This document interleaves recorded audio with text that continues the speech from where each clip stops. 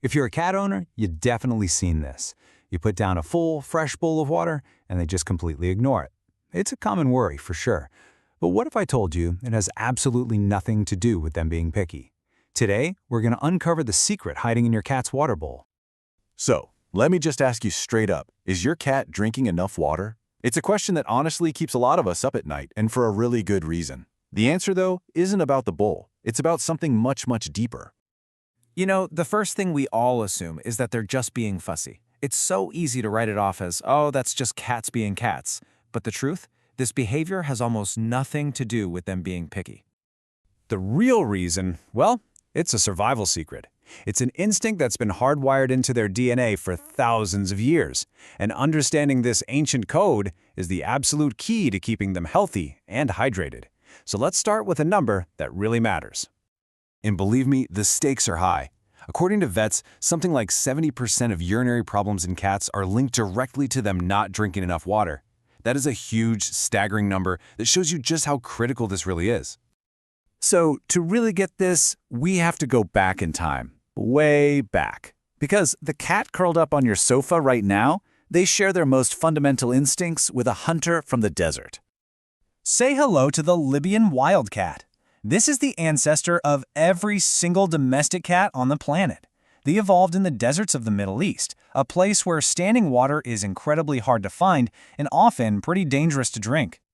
So, to survive, they developed this incredible desert survival toolkit. First off, they have a naturally low thirst drive, so they just rarely feel the need to go look for water. Second, their kidneys are like super efficient machines, built to conserve every last drop. But here's the most important piece of the puzzle. They evolved to get nearly all of their water directly from their food, from the mice and birds they hunted. And that brings us right to the heart of the problem for our modern house cats. It's the trap of their diet. This creates this huge moisture deficit between what their genes are screaming for and what we often put in their bowl. Why don't cats like to drink water?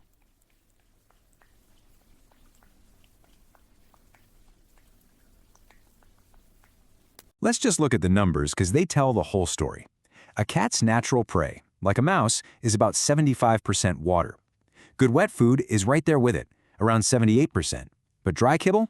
It's got less than 10% water. A cat on a diet of only dry food is basically in a constant state of mild dehydration, no matter how many sips they take from that water bowl. And this chronic lack of moisture leads to really serious health problems down the road. That highly concentrated urine puts a ton of strain on their kidneys, leading to chronic kidney disease, which is one of the leading causes of death in older cats. It also contributes to painful urinary stones, blockages, bladder inflammation, and even constipation. So how can you check on this at home? Here are 3 quick tests you can do. First, the skin test. Gently lift the skin on their back. It should snap right back into place. If it goes back slowly, that's a red flag. Second, the gum check. Their gums should feel wet and slick, never dry or tacky. And third, keep an eye on their weight, since a sudden drop can mean they're losing fluids. But, and this is really important, this is just for early warning. It is never, ever a substitute for a visit to your vet. Okay, so now for the solutions. The good news is we can actually work with their instincts, not against them. This section is all about hacking their desert brain to encourage them to drink. Let's make their water irresistible. First, get better bowls. Wide, shallow ones made of ceramic or steel are best to avoid whisker stress. That's when their sensitive whiskers get bumped and overstimulated. Second, placement is everything. Keep water far away from their food and especially their litter box. Third, make it move. A water fountain is a game changer because it signals fresh, safe water to their instincts. Fourth, offer variety with multiple water stations around the house. And finally, test out different temperatures. You might be surprised what your cat likes.